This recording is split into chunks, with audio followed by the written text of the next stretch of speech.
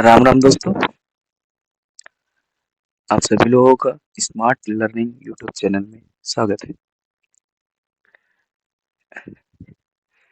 आज हम आप लोगों के सामने उपस्थित हैं एक नए वीडियो सीरीज को लेकर के, जो बेस होगा इन्वायरमेंट एंड इकोलॉजी पे। लिटरली इन्वायरमेंट एंड इकोलॉजी ऐसा सब्जेक्ट है जो बहुत ही कम समय में, ठीक है, आपको किसी भी एग्जाम में अच्छा स्कोर करने में सक्षम बनाता है। चाहे कोई भी एग्जाम हो, मिनिमम से 4 से 5 क्वेश्चन आपको इस सब्जेक्ट से मिल ही जाएंगे। बहुत ही आसान सब्जेक्ट है। इसमें आपको हाँ, कुछ कंसेप्ट हैं जो तुमको सीखने हैं। ये सब्जेक्ट जो पूरी का पूरा है, टर्मिनोलॉजी पर बेस है। बस इन टर्मिनोलॉजी को आप समझ लीजिए, आपका काम हो जाएगा। रही बात टर्मिनोलॉजी की, तो टर्मिनोलॉजी जो है वो मैं आपको आसान से आसान भाषा में आपको बताने का प्रयास करूंगा। और ये कंफर्म मैं दावा कर सकता हूँ कि इसके बाद आपको एनवायरनमेंट एंड इकोलॉजी कहीं और से पढ़ने की जरूरत नहीं पड़ेगी। ये जो सीरीज होने वाली है, ये बहुत ही फायदेमंद है। और ये सीरीज 30-35 क्लासों की होगी, और एक क्लास मैक्सिमम 30 मिनट का होगा। 30 से 35 मिनट, ज़्यादा लेंदी भी नहीं होगा, और आराम से हम लोग इसको समझते हुए चलते हैं। बात करते हैं पहले चैप्टर की। पहला चैप्टर जो है वो है इकोलॉजी। ठीक, इसमें बेसिक बेसिक जो कंसेप्ट हैं उनको बताने का प्रयास करेंगे। पहले हम इसको क्या कहते हैं कि पूरे चैप्टर को अच्छे से समझाएंगे, फिर एमसीक्यूज आपको करवा दिए जाएंगे। ठीक, तो आइए स्टार्ट करते हैं। कुछ चीजें हैं जो आप नोट डाउन करते हुए चलिएगा, एंड जो पीडीएफ है इसकी वो आपको प्रोवाइड करा दी जाएगी। टेलीग्राम चैनल की लिंक अभी डिस्क्रिप्शन में डाल दी जाएगी, एंड कमेंट सेक्शन में भी पिन कर दी जाएगी। और आप अच्छे से हैप्पीएस्ट माइंड एंड शांत मन के साथ पढ़िए, समझिए। बस इसको रटना नहीं है, केवल समझना है। ठीक, समझते हुए चलना है, बाकी चीजें सही हो जाएंगी। तो बात हम करते हैं इकोलॉजी की। ठीक, इकोलॉजी जो होता है ओकियस नाम के शब्द से बना है। अगर हम इकोलॉजी को दो भागों में डिवाइड करते हैं, ठीक है, तो उसमें हो जाएगा, एक इको हो जाएगा, एक लॉजी हो जाएगी। इको का जो मीनिंग निकल के आता है वो किसी भी घर या स्थान जहां पर आप रहते हैं उससे सीधा सीधा मतलब रखता है इको। और जो लॉजी होती है, लॉजी का सिंपल अर्थ होता है स्टडी। तो इकोलॉजी का जो सम्मिलित अर्थ निकल के आता है वो निकल के आता है स्टडी ऑफ होम और प्लेस टू लिव इन। वह स्थान जहां आप रहते हैं उसके अध्ययन से रिलेटेड जो चीज है वो कहलाती है इकोलॉजी। अगर इकोलॉजी को डिफाइन करते हैं तो ये एक साइंटिफिक स्टडी होती है जिनके बीच living organism and non living organism, इनके बीच जो रिलेशन होता है उसी की साइंटिफिक स्टडी को हम इकोलॉजी कहते हैं। ठीक, अब हिस्ट्री ऑफ इकोलॉजी की बात करी जाए तो जो हमारे एंशियंट इंडियन टेक्स्ट हैं उनसे हम इकोलॉजी के जो रेफरेंसेस हैं उनको हम ले सकते हैं। ठीक है, उनके क्या कहते हैं प्रिंसिपल्स को भी वहां से हम लोग अडॉप्ट कर सकते हैं। अगर देखा जाए तो हमारे जो क्लासिकल टेक्स्ट हैं, वेद हैं, जहाँ तक आप लोगों को पता होगा कि 4 वेद होते हैं। प्रत्येक वेद में नेचर के माध्यम से हमें इकोलॉजी के बारे में बताने का प्रयास किया गया है। देन वेदाज, वेदाज के बाद संहिताज, ब्राह्मण्स एंड आरण्यक और उसके साथ साथ उपनिषद, इन सभी में इकोलॉजी एंड एनवायरनमेंट के जो रेफरेंसेस हैं हमको मिलते हैं। और उसके बाद अगर और देखा जाए तो फिर इस आ, आपको एक उपवेद भी मिलता है जिसको हम लोग आयुर्वेद कहते हैं। आयुर्वेद जो है 100% डिपेंडेंट है किस पे, इन्वायरमेंट एंड इकोलॉजी पे, क्योंकि वहाँ की जो आयुर्वेद में जो प्रयुक्त औषधियाँ हैं वो सीधे सीधे नेचर से प्राप्त की जाती है और उसी वे में क्या कहते हैं रोगी को दी जाती है। ठीक। और टेक्स्ट की बात करी जाए तो भी चक्र संहिता है, बाद में जो सर्जिकल टेक्स्ट है चर्क संहिता, सुश्रुत संहिता। तो ये हमारे जो ग्रंथ हैं, एंशियंट लिटरेचर है, उन सभी में हम लोग इसके रेफरेंसेस को देख सकते हैं। और अगर ये बात की जाए कि एनवायरनमेंट एंड इट्स कंपोनेंट की, एनवायरनमेंट पर्यावरण और इसके कंपोनेंट मतलब इसके कौन कौन से तत्व हैं, तो अगर जैसा कि बताया गया है, living and non living organism या फिर कंपोनेंट उसको कह सकते हैं, इन ये दो मेनली कंपोनेंट होते हैं। और साधारण भाषा में अगर आपको समझाया तो एवरीथिंग दैट सराउंडेड और affected an organism during its life time collectively known as its environment. Everything that surrounded मतलब आपके चारों तरफ एवरीथिंग, सब कुछ जो एक ऑर्गेनिज्म को प्रभावित करता है during its life time in collectively, जो पूरी लाइफ टाइम के दौरान सम्मिलित रूप से जो एक ऑर्गेनिज्म को अफेक्ट करता है उस ऑर्गेनिज्म के चारों तरफ, उसको एनवायरनमेंट कहा जाता है। एक व्यवहारिक परिभाषा हो गई जो एक समझने की है। रिटन लिखने के लिए जो परिभाषा है वो ये है कि the sum total of living and non living components influences and events surrounding an organism. Living and non living का जो सम टोटल होता है और उनका जो जो क्या कहते हैं इन्फ्लुएंसेस है एंड इवेंट्स हैं ऑर्गेनिज्म के सराउंडिंग, उसको सामान्य रूप से इन्वायरमेंट कहते हैं। और देखा जाए तो देखते हैं कि relationship and interaction between organism and environment are highly complex. जो ऑर्गेनिज्म होता है और पर्यावरण के बीच जो इंटरेक्शन होता है, रिलेशन होता है, वो बहुत ही कॉम्प्लेक्स होता है, बहुत ही जटिल होता है। ये रैखिक नहीं होता है। ठीक। कि हाँ एक के बाद एक आपको रिलेशन मिलेंगे, बट ये है कि एक एक ऑर्गेनिज्म का किसी एक पर्टिकुलरली नॉन लिविंग थिंग के साथ साथ संबंध है, उसका किसी और से उसका और किसी और से है, फिर जो लास्ट वाला है उसका पहले वाले से, पहले वाले का थर्ड वाले से। तो ये बहुत कॉम्प्लेक्स एक तरीके का इंटरेक्शन होता है, संबंध होता है। ठीक। जैसा कि आपको पता है लिविंग ऑर्गेनिज्म होता है वो बायोटिक होता है एंड नॉन लिविंग ऑर्गेनिज्म वो अबायोटिक होता है। मतलब लिविंग मतलब जीवित जिसमें जीवन पाया जाता है, नॉन लिविंग मतलब जिसमें जीवन नहीं पाया जाता है। हाँ, बट ये होता है कि नॉन लिविंग जो होता है वो सपोर्टिव नेचर का होता है, कि जो बायोटिक होता है उनको जीवित रहने में ये अपनी बहुत महत्वपूर्ण भूमिका निभाते हैं। जैसा कि नीचे अभी कहा गया है, the environment is not static, static नहीं है। Both biotic and abiotic factor are in flux and keep changing continuously. तो अभी बात कर लेते हैं कि बायोटिक एंड अबायोटिक फैक्टर कौन कौन से होते हैं। ठीक है, पहले देख लेते हैं अबायोटिक जिसमें जीवन नहीं पाया जाता है, जैसे एनर्जी हो गई, रेडिएशन हो गया, टेम्परेचर एंड हीट फ्लो हो गया, वाटर हो गया। अभी नई स्टडी के साथ अगर जाए 21वीं सदी की नई स्टडी के साथ, तो फिर ये सिद्ध हो चुका है कि जो वाटर होता है उसमें अंशतः लिटिल बिट जीवन पाया जाता है, लिटिल बिट।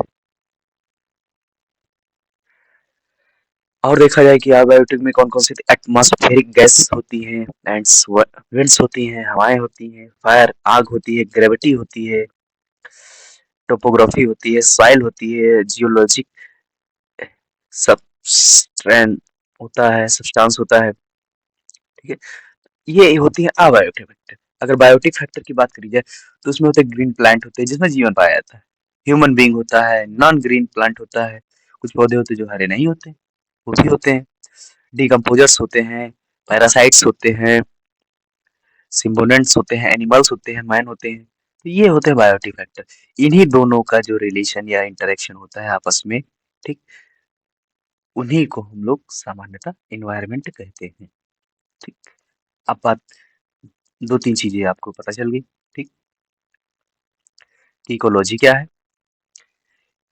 इकोलॉजी की हिस्ट्री क्या है, एंड इकोलॉजी के साथ साथ इन्वायरमेंट क्या है, इन्वायरमेंट की परिभाषा हो गई, उसके कंपोनेंट हो गए। ठीक, आपने सीखा अबायोटिक फैक्टर क्या है, बायोटिक फैक्टर क्या है। ठीक, अब हम नेक्स्ट लेवल पे चलते हैं जिसमें हम सीखेंगे levels of organisations in ecology.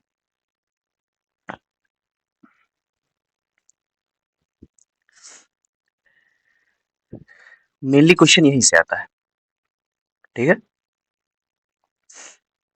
कि जो लेवल होते हैं ऑर्गेनाइजेशंस के इकोलॉजी में, वो क्या होते हैं। मेनली हम देखते हैं कि इकोलॉजी में जो ऑर्गेनाइजेशन होते हैं 6 प्रकार के होते हैं।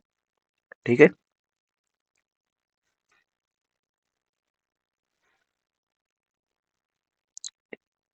एक बार सॉरी बीच में डिस्टर्ब होने के लिए, बट देख लेते हैं कि जो 6 प्रकार के जो इकोलॉजी ऑर्गेनाइजेशन होते हैं, लेवल ऑफ ऑर्गेनाइजेशन होते हैं, ठीक है, कौन कौन से हैं। तो पहला जो होता है वो इंडिविजुअल होता है। इंडिविजुअल मतलब व्यक्तिगत, मतलब खुद या फिर स्वयं, जिसको कहते हैं। ठीक, दूसरा है पॉपुलेशन, तीसरा है कम्युनिटी, चौथा है इकोसिस्टम, एंड पांचवा है बायोम, एंड लास्ट जो होता है बायोस्फीयर होता है। अब अब ये चूंकि आरोही क्रम में लगे हुए हैं, सबसे छोटा इंडिविजुअल, सबसे बड़ा बायोस्फीयर। आरोही में देखा जाएगा तो बायोस्फीयर सबसे पहले और इंडिविजुअल सबसे लास्ट में।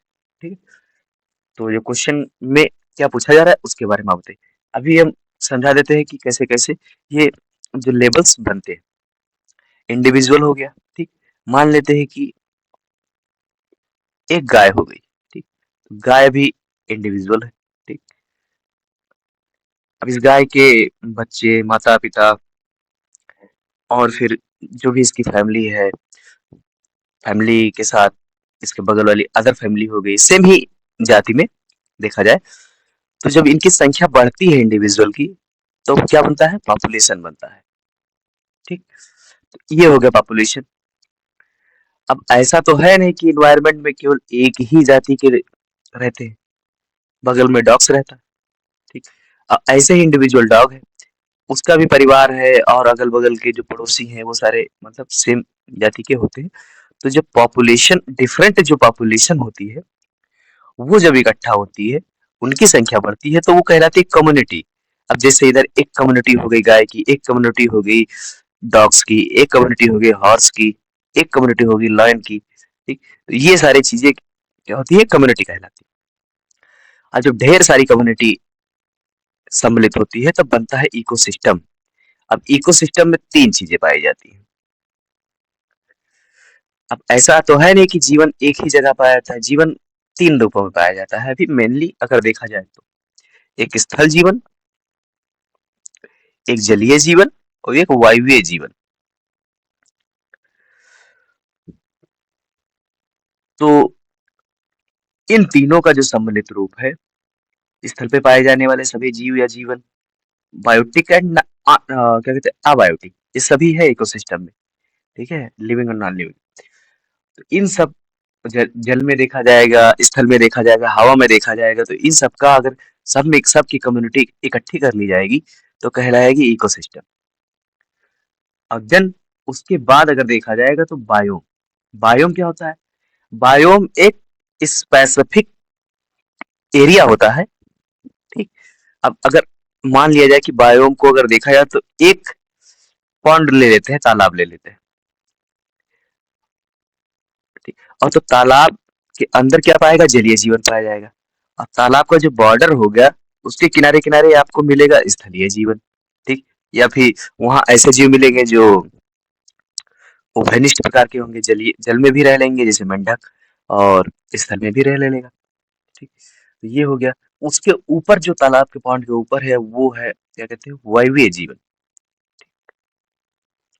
एटमॉस्फेयर मिलेगा। एटमॉस्फेयर में बहुत सारे बैक्टीरियास रहेंगे, ये सारे रहेंगे।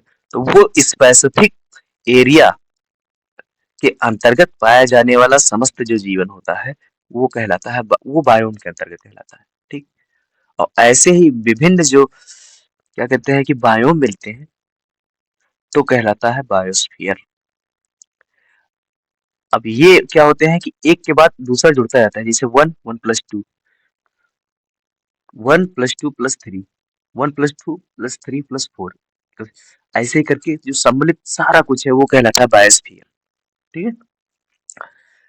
तो बहुत ही सरल भाषा में आपको बताया गया, इसको एक बार रिवाइज कर लीजिएगा, आपको ये सारी चीजें समझ में आ जाएंगी। अब देख लेते हैं कि क्लासिफिकेशन ऑफ इकोसिस्टम, इसको देख लेते हैं। तो एक जो इकोसिस्टम होता है वो मेनली नेचुरल होता है,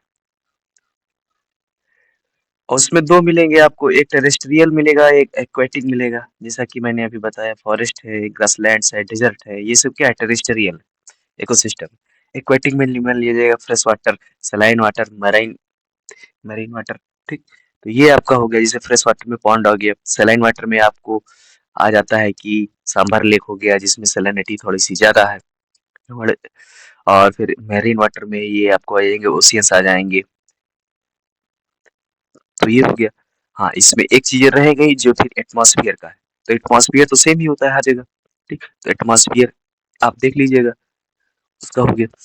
अब बात करते हैं कि हमको इकोसिस्टम से मिलता क्या है, क्या प्राप्त होता है। Good and services provided by ecosystem, ठीक।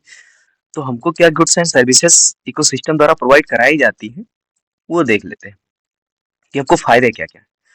पहला है कि फूड, फ्यूल एंड फाइबर हमको मिलता है, ठीक। इकोसिस्टम से फूड मिलता है, खाने का सामान मिलता है, फ्यूल मिलता है, ईंधन मिलता है, एंड फाइबर मिलता है। और फिर शेल्टर है, एंड बिल्डिंग मटेरियल्स है। ये सारी चीजें हम कहाँ से प्राप्त करते हैं, जो एंशियंट टाइम में था कि लकड़ी के घर बनते थे, तो ये सारी लकड़ियां कहाँ से आती थी, जंगल से ही तो आती थी। अब जंगल क्या है, एक प्रकार का इकोसिस्टम है। Purification of air and water, हाँ। अब ये क्या है, इकोसिस्टम के द्वारा, अभी आपको पता ही है कि प्यूरिफिकेशन ऑफ एयर होता है, क्योंकि बहुत सारे पौधे लगे होते हैं जो कार्बन को एब्जॉर्ब करते हैं, CO2 को एब्जॉर्ब करते हैं, ऑक्सीजन छोड़ते हैं। तो ऑक्सीजन की मात्रा जितनी बढ़ेगी, आपकी जो हवा होगी, एयर होगी, वो उतनी ही प्यूरिफाई मानी जाएगी। वो इस मात्रा पर डिपेंड करती है कि उसमें O2 का लेवल कितना है, ऑक्सीजन का लेवल कितना है। एंड ऐसे ही वाटर का होता है। वाटर में होता है कि वाटर, जल के अंदर क्या कहते हैं, जो घुलित ऑक्सीजन होती है, डिजॉल्व जो ऑक्सीजन होती है, उसका परसेंटेज कितना है, ये डिपेंड करता है कि वाटर है वो क्या कहते हैं कि प्यूरिफाई है या नहीं है। अभी जो मॉडर्न टाइम में है तो जो प्यूरिफिकेशन का है उसका स्कोप थोड़ा सा बढ़ा दिया गया है, बट लिटरली आप ये समझ के चलिए, डीऑक्सीफिकेशन एंड डिकम्पोजिशन ऑफ वेस्ट होता है। ये हमको इकोसिस्टम द्वारा प्रोवाइड किया जाता है कि जो भी है इसको हम नेचर में छोड़ देते हैं, इकोसिस्टम में जितना भी है डिकम्पोज होने के लिए, डीऑक्सीफिकेशन होने के लिए, जितना भी वेस्टेज है, and stabilization and modernization of earth climate, ठीक है। तो ये हो गया इसका, क्लाइमेट इफेक्ट करता है, moderation of floods, drought and temperature extremes, ये हमको प्रोवाइड होता है। इकोसिस्टम की जब बैलेंसिंग कभी करता है तो फ्लड आती है, ड्रॉट सूखा पड़ता है, टेम्परेचर घटता बढ़ता है, ठीक। And the forces of wind and जो हवाओं का तेज चलना या फिर घटना बढ़ना, ये हमको क्या आता है, ये हमको प्रोवाइड कराता है इकोसिस्टम ही। तो ये समझ गए कि हमको क्या क्या मिलता है। और कुछ चीजें हैं जैसे जनरेशन है renewable of soil fertility including nutrient cycle. तो ये क्या है, ये हमको क्या कहते हैं इकोसिस्टम ही प्रोवाइड कराता है कि जैसे सॉइल की जो फर्टिलिटी है, वो अगर किसी कोई भी लैंड है, उसको कुछ दिनों तक उस पे कोई फसल नहीं उगाई जाती है, और उसकी क्या कहते हैं कि उसकी जुताई होती रहती है, तो फिर स्वतः ही फर्टाइल हो जाती है। तो ये क्या है, ये इकोसिस्टम स्वतः ही करता है। एंड इंक्लूडेड न्यूट्रिएंट साइकिल, बहुत सारे जो बैक्टीरियाज हैं वो हमारे इसमें फायदा करते हैं, जैसे राइजोबियम है, आ, एनाबेना है। तो ये क्या है कि बहुत प्रकार की जो बैक्टीरिया हैं, शैवाल हैं, ये हमको मदद करते हैं सॉइल फर्टिलिटी में। ठीक, pollination of plant including many crops control paste and disease, ये इसके लिए हमके दवाएं हैं, ये सब बहुत। और बाकी चीजें जो सी है वो हमको इकोसिस्टम से ही हमको प्राप्त होती है। मेंटेनेंस एंड जेनेटिक रिसोर्स है, input to crop variety and livestock breed medicines and other products है जो हमको मिलता है। इसके साथ साथ हमको कल्चरल एंड एस्थेटिक बेनिफिट भी है इकोसिस्टम से। तो ये चीजें इतनी हो गई। अब बात करते हैं इकोटोन की। कि आखिर इकोटोन क्या होता है। इकोटोन मेनली एक ऐसा जोन होता है या फिर जंक्शन कह सकते हैं, क्या कहते टू डाइवर्स इकोसिस्टम का। सेम नहीं, मान लेते हैं कि एक इकोसिस्टम ए है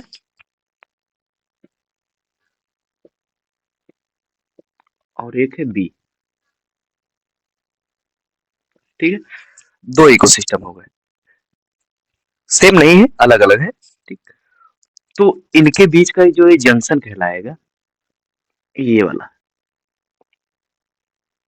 ठीक, ये जहाँ पे दोनों इकोसिस्टम मिलते हैं, जिसको उभयनिष्ठ कहा जाता है। ठीक, तो इस जोन को क्या कहेंगे हम लोग, इकोटोन कहेंगे, जहाँ दोनों इकोसिस्टम की विशेषताएं एक निश्चित भूभाग में पाई जाती है। एग्जाम्पल के तौर पे हम मैंग्रोव्स को ले सकते हैं। ठीक, जो मैंग्रोव फॉरेस्ट होता है वो इकोटोन को प्रदर्शित करता है। और ये होता है, जैसे ए क्या है, स्थल लैंड है, टेरेस्ट्रियल इकोसिस्टम है। और जो बी है वो कहलाता है मराई, जो मेरीन होता है इकोसिस्टम है। और इन दोनों के बीच में पाया जाता है मैंग्रोव। अब मैंग्रोव को चाहिए क्या, उसको स्थल जैसी वो चाहिए, क्या कहते हैं कि इकोसिस्टम चाहिए, और उसके साथ साथ उसको सैलाइन वाटर चाहिए। तो जो वाटर है वो ले लेता है महासागरों से, और जो अदर जो उसकी क्या कहते हैं चाहिए होता है, चीजें जो उसके वृद्धि और विकास में सहायक होती है, वो टेरेस्ट्रियल इकोसिस्टम से मिल जाता है। तो इन दोनों का जो क्षेत्र होता है वो कहलाता है इकोटोन। तो आप लोग समझ गए होंगे। अदर एग्जांपल ले लेते हैं, जैसे ग्रासलैंड होता है, एस्चुरीज होती है जहां नदियां अपना मलबा छोड़ती है, रिवर बैंक होते हैं जैसे डेल्टाज होते हैं। तो ये सब क्या है, ये सब इकोटोन है। इकोटोन की परिभाषा लगभग एग्जाम में पूछी जाती है कि इकोटोन कैसा भूभाग होता है। तो आपको बता दिया गया है कि दो डाइवर्स जो इकोसिस्टम है उनके बीच जो जंक्शन या फिर जो जोन होता है वो इकोटोन कहलाता है। ये आप समझिए। अब बात अगले टर्मिनोलॉजी की है कि निके क्या होता है।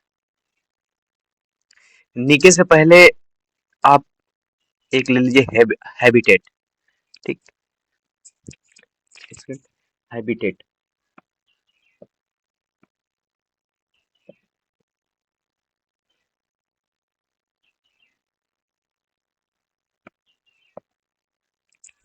लेते हैं।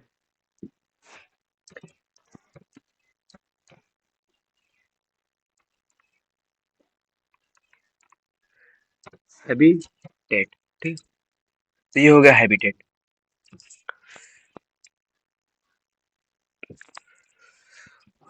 अब निके और हैबिटेट में क्या अंतर है। हैबिटेट मतलब आवास,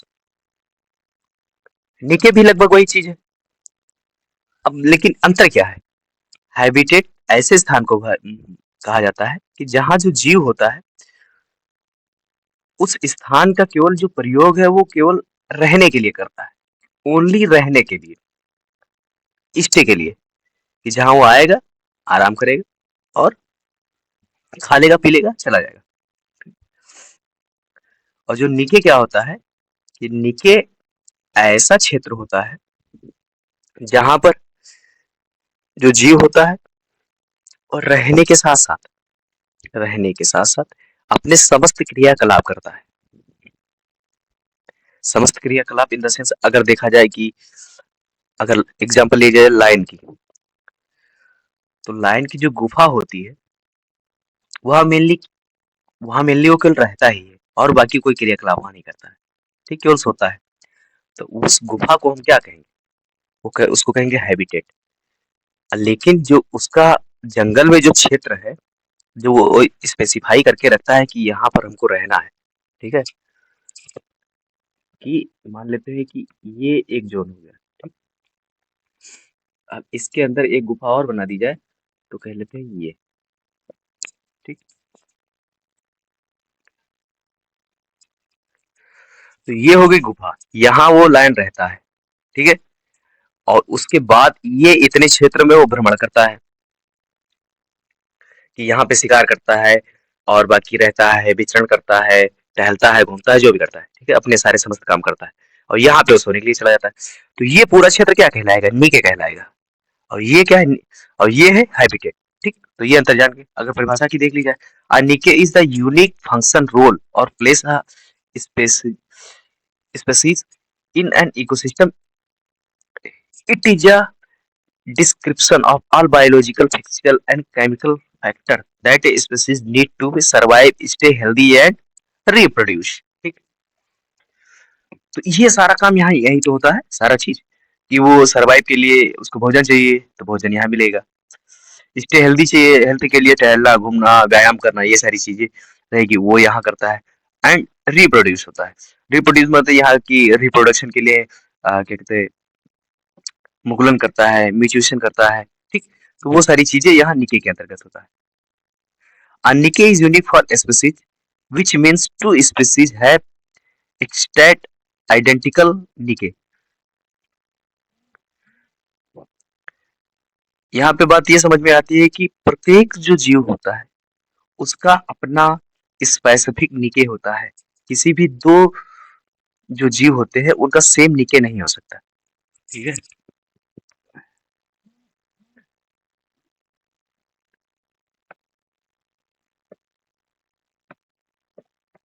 ठीक, ये मान लेते हैं लायन का है, ये टाइगर का है, ठीक।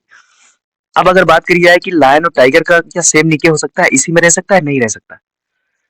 हर जीव का अपना स्पेसिफिक निके होता है, सेम नहीं होता है। तो इस लाइन को नोट डाउन कर लीजिएगा, ठीक। Niche places an important role to conservation of organism. Niche जो होता है ऑर्गेनिज्म के जो कंजर्वेशन में बहुत बड़ी भूमिका निभाता है। इसीलिए जो है कि हमारे देश में निरंतर नेशनल पार्क और क्या कहते हैं कि biosphere reserve, wild life sanctuaries, तो ये सारी चीजें बढ़ती जा रही हैं। क्यों? क्योंकि इनको प्रोटेक्ट करना है। प्रत्येक स्पेसीज का अपना निके होता है तो उनका दायरा बढ़ता जाता है। अगर दायरा सीमित रहेगा तो निके ओवरलैप होंगे। अगर निके ओवरलैप होंगे तो उनको वृद्धि एवं विकास के लिए पर्याप्त जो जगह है नहीं मिल पाएगा। इसलिए क्या हो जाएगा कि जो उनकी पॉपुलेशन होगी वो घटने लगेगी। तो इतनी बात ये होगी। अब बात करते हैं बायोम की। बायोम को मैं इससे पहले समझा दिए थे, बट एक बार फिर से देख लीजिए। ये बायोम है। Biome distribution based on temperature and participant. अभी देख, अभी तो ये हो गया आपका।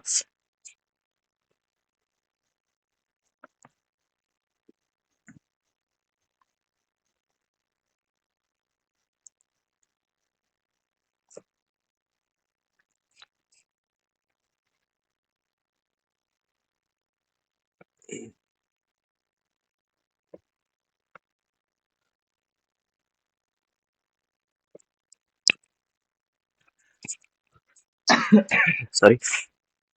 अब ये देखिए, ये मैंने बना दी अर्थ, ठीक है। ये आपका होगा इक्वेटर, और ये इक्वेटर से ऊपर जो क्या कहते हैं कि पोलर रीजन में, ये हो गया नॉर्थ पोल, ये हो गया साउथ पोल, ठीक है। अब ये जो डिस्ट्रीब्यूशन होगा स्पीसीज का,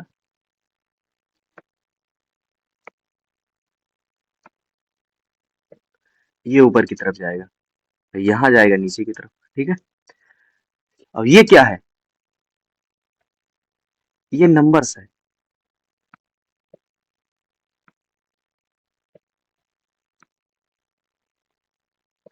ठीक। ये क्या है, नंबर्स है, कि नंबर आप जो यहाँ पे बायोम्स होंगे वो इक्वेटर के पास ज्यादा रहेंगे। अगर ध्रुवों की ओर बढ़ेंगे तो क्या होगा कि जो बायोम्स होंगे वो घटना शुरू हो जाएंगे। तो ये आप देखिए, अगर इक्वेटर के समीप देखते हैं तो इक्वेटर के पास सूरज हमेशा रहता है और उसकी रोशनी रहती है, तो रोशनी रहेगी तो यहाँ पे पर्याप्त टेम्परेचर रहेगा। पर्याप्त टेम्परेचर रहने पर उसकी जो विशेषताएं होंगी तो वहां पे बनेगा क्या, वार्म डेजर्ट बनेगा, ट्रॉप ग्रासलैंड बनेंगे, सवानास बनेंगे, ठीक, रेन फॉरेस्ट बनेंगे, डिसाइड फॉरेस्ट बनेंगे, ठीक। तो ये क्या कहलाएंगे, ये इक्वेटर के आसपास कहलाएंगे। देन अगर इसके ऊपर थोड़ा सा क्या कहते हैं कि 15 डिग्री, 20 डिग्री, 30 डिग्री के आसपास जब पहुंचेंगे, 20 डिग्री से 30 डिग्री के आसपास, तो आपको मिलेगा कोल्ड डेजर्ट मिलना शुरू हो जाएगा, प्रेरीज मिलना शुरू हो जाएगा, डिसिशियस फॉरेस्ट मिलना शुरू हो जाएंगे आपको। और अगर देखा जाएगा तो फिर 40 से अगर 50-55 के पास आसपास देखते हैं तो आपको मिलेगा बायरियल फॉरेस्ट आपको मिलना शुरू हो जाएंगे। एंड और अगर देखा जाएगा उसके साथ साथ, तो अगर 55 से 70 के आसपास देखेंगे तो आपको टुंड्रास मिलना शुरू हो जाएगा इस वाले रीजन में। इस वाले रीजन में आपको मिलेगा टुंड्रा, ठीक। ये आपको हो जाएगा पोलर रीजन। पोलर रीजन में आपको इग्लू जैसे बहुत सीमित, लिमिटेड जो होगा वो आपके बायोम मिलेंगे। तो ये आप जान लीजिएगा कि अगर ध्रुवों से इक्वेटर के पास आएंगे तो जो बायोम्स की संख्या होगी बढ़ेगी। अगर इक्वेटर से ध्रुवों की तरफ जाएंगे, बायोम की संख्या घटेगी, ठीक है। और ये वार्म टू कोल्ड है, ये जो ट्रायंगल बना है, ये ऊपर की तरफ जाएंगे तो ठंडक बढ़ेगी। यहाँ जो है, इसको जब जाएंगे ऊपर तो यहाँ पे ठंडक बढ़ेगी, ठीक है। और यहाँ आएंगे तो ठंडक से गर्मी बढ़ेगी। तो ये हो गया आपका बायोम। एंड अब ये उसकी विशेषता है, जैसे टुंड्रास हो गई तो उसमें फ्लोरा एंड फौना कैसा मिलेगा। ये northern and southern most region होता है, वर्ल्ड एट बॉन्ड पोल्स। इसमें आपको मिल जाएंगे, जैसे ग्राउंड के फ्लोरा एंड फौना मिल जाए, लाइकेन मिल जाएगा, मॉसस मिल जाएगा, साइडस मिल जाएगा। यहाँ पे एनिमल्स की अगर बात करिए तो रेंडियर मिलेगा, arctic fox, polar bear, snowy owl, ठीक। तो ऐसे मतलब एनिमल्स आपको मिल जाएंगे टुंड्रास में। अगर टाइगर की बात करी जाए तो टाइगर का जो डिस्ट्रीब्यूशन होगा अर्थ पे, एक सेकंड फिर से बना देते हैं,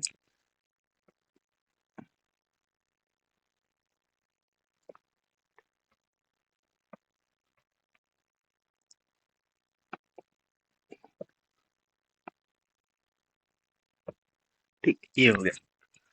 अब बात करते हैं कि टाइगास की। तो टाइगा यहाँ पे आपको मिलेगा, ठीक है, इस वाले रीजन में। तो यहाँ आपको पता है कि यूरोप वाला रीजन मिलेगा, थोड़ा सा इधर रसिया के पास आएंगे तो एशिया वाला रीजन मिल जाएगा, एंड इधर चले जाएंगे तो नॉर्थ अमेरिका का रीजन आ जाएगा आपको, जहाँ पे कनाडा है, अलास्का है, ये सारी चीजें। तो वहां पे आपको क्या मिलेगा कि यहाँ जो थोड़ा बहुत है एवरग्रीन, मोस्टली सेरोसिस and some pine and firs मिलना शुरू हो जाएगा, झाड़ियां मिलनी शुरू हो जाएंगी, क्योंकि थोड़ा सा यहाँ पे क्या होता है कि सूरज की रोशनी पहुंचना स्टार्ट हो जाती है। तो थोड़ा सा जो पौधे हैं वो बढ़ना शुरू हो जाते हैं, क्योंकि आपको पता है कि पौधों के लिए फोटोसिंथेसिस मेनली रिक्वायर है। तो जहाँ पे सूरज नहीं होगा वहां पे वो बायोम कैसे स्थापित हो पाएगा। तो एंड इसके साथ और अगर देखा जाए तो फाउना में आपको मिल जाएगा, बर्ड्स मिल जाएंगे, हॉक्स मिल जाएंगे, भालू थोड़ा सा मिल जाएंगे, लिटिल मिंक मिल जाएंगे, साइबेरियन टाइगर मिल जाएंगे, स्नो लेपर्ड टाइप के जो जानवर हैं वो आपको मिलना शुरू हो जाएंगे। एंड टेम्परेट डिसीजियस फॉरेस्ट में आपको मिल जाएगा। ये आपका थोड़ा सा यूरोप का निचला वाला हिस्सा है, तो यहाँ पे मतलब सवाना एंड प्रेरीज, सवाना नहीं सॉरी, प्रेरीज की आपको बेल्ट मिलेगी। यहाँ सबसे ज्यादा गेहूं होगा क्योंकि यहाँ उपयुक्त प्राकृतिक दशाएं होती है गेहूं के उपजने की। अब यहाँ पे तुमको बीच मिल जाएगा, ऑक मिल जाएगा, मेपल मिल जाएगा, चेरीज मिल जाएगा। एनिमल्स की अगर बात करी जाए तो यहाँ पे आपको भालू मिल जाएंगे, और जो थोड़ा बहुत ठंडक में रह लेते हैं ऐसे जीव आपको मिल जाएंगे। ठीक है, क्योंकि यहाँ पे क्या होता है, जो डिस्ट्रीब्यूशन होता है 60-40 का होता है। 60% गर्मी होगी, 40%, 60% थोड़ी सी ठंडी होगी, 40% आपको यहाँ पे हो जाएगा गर्मी हो जाएगी। एंड अगर देख लिया ट्रॉपिकल रेन फॉरेस्ट, तो यहाँ पे अत्यधिक गर्मी के साथ अत्यधिक वर्षा भी मिलेगी। तो यहाँ पे वही जीव सर्वाइव कर पाएंगे जिनको अधिक पानी की जरूरत है, और मतलब जो टेम्परेचर को थोड़ा सा सह लेते हैं। इसमें आपको मिल जाएंगे, यहाँ पे हाथी मिलेगा, गैंडा मिलेंगे, टाइगर मिलेंगे, लॉयन मिलेंगे, ऐसे जानवर यहाँ पे मिलेंगे, मंकी मिलेंगे ट्रॉपिकल रेन फॉरेस्ट के आसपास। और सवाना में आपको मिल जाएगा, savanna is a mostly extensive in Africa. Savanna जो आपको मिलेगा अफ्रीका में मिलेगा। ये एक टाइप का क्या है आपको, बायोम है। यहाँ पे वो घासें मिल जाएंगी, और फिर वही चीजें फिर से रिपीट होना नीचे को चली जाएंगी। ठीक है, एंड ग्रासलैंड हो गया, डेजर्ट हो गया, तो ये सारा क्या है आपको, बायोम्स है। ठीक, अब बात करते थे एक्वेटिक जोन्स की। एक्वेटिक जोन में आपको बता ही दिया गया था, फ्रेश वाटर है, मरीन वाटर है, एंड सलाइन वाटर। ठीक, एस्चुरीज हो गई, कोरल लीफ हो गया, मैंग्रोव्स हो गया, ये सारी आपको एक्वेटिक इकोसिस्टम के अंदर आता है। ठीक, अब बात कर लेते हैं बायोस्फीयर। बायोस्फीयर के बारे में मैंने पहले आपको बता दिया था वहां पे, लेकिन एक बार फिर से आप देख लीजिए। Biosphere is a part of earth, earth का भाग है, जहाँ लाइफ कैन एग्जिस्ट, जहाँ लाइफ एग्जिस्ट कर सकती है। Biosphere represent a highly integrated and interacting zone. ये highly integrated and interacting zone है किसका, बायोस्फीयर का, जो रिप्रेजेंट करता है comprising at atmosphere, air, hydrosphere water and lithosphere land. तो बायोस्फीयर क्या है, ये तीन प्रकार के इकोसिस्टम आपको बताए थे कि एक एटमॉस्फेयर है, लिथोस्फीयर है, हाइड्रोस्फीयर है। तो इनका जो सम्मिलित रूप होता है वो आपका कहलाएगा बायोस्फीयर। ठीक, तो ये हमारी आज का लेक्चर था।